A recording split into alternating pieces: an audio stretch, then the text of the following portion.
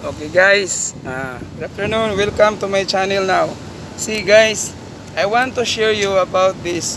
Please welcome to my channel, Rico Umawas.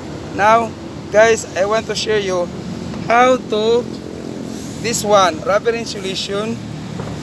This is the rubber insulation to wrap this,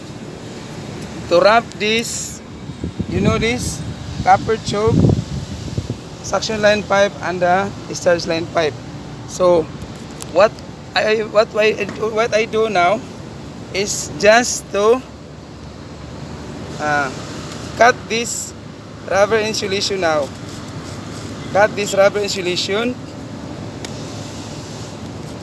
slowly so that it will take it is to wrap this piping. Now guys, I want to show you how to wrap this suction line pipe or copper tube and the discharge line pipe. Now I am starting to cut this rubber insulation slowly, okay, because the purpose of this guys is to not to moisturize water dripping down while the system ongoing running. Now see this guys, this is to handle properly to cut this rubber insulation, how to wrap properly this rubber insulation in the copper tube and piping while we are installing the unit, especially the split type air conditioning. Okay guys, so I am finished wrap this, so I am cut this, okay, in the middle. So I began starting to insert this pipe. So insert this pipe, so be sure this pipe is look like this position, okay. So this one I am starting now,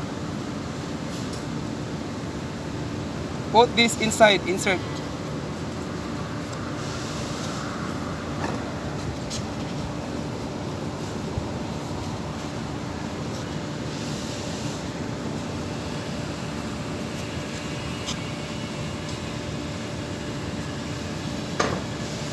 So continue, put this rubber insulation in the suction line pipe.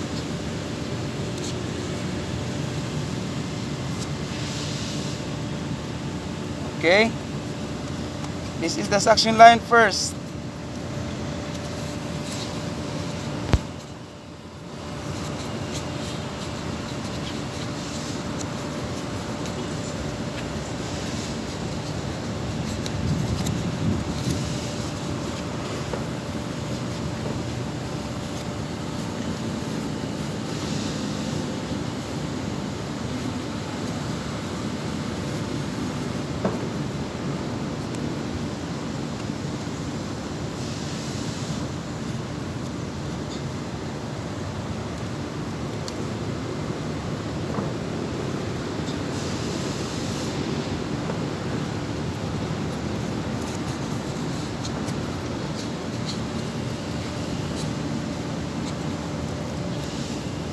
Now you put a packaging tape here in the center of this elbow so that never to remove this rubber insulation in the piping.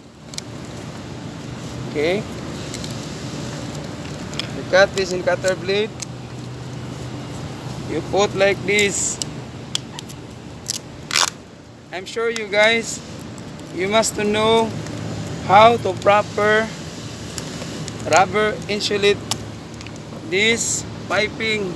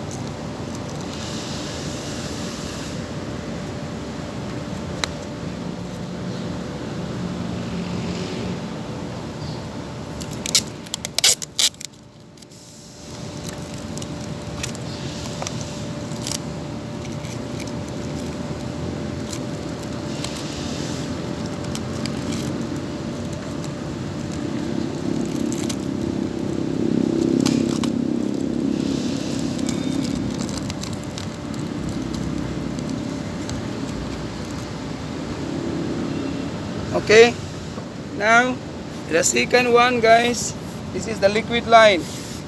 So I also cut this again in the center of this rubber insulation.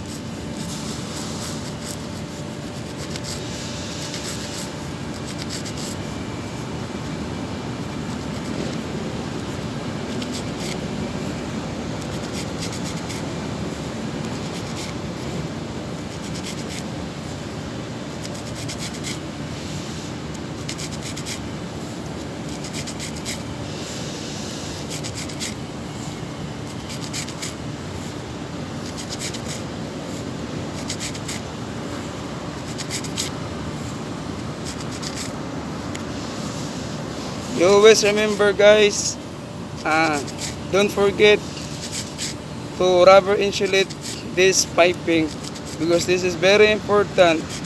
If you wrap the piping closely, maybe you can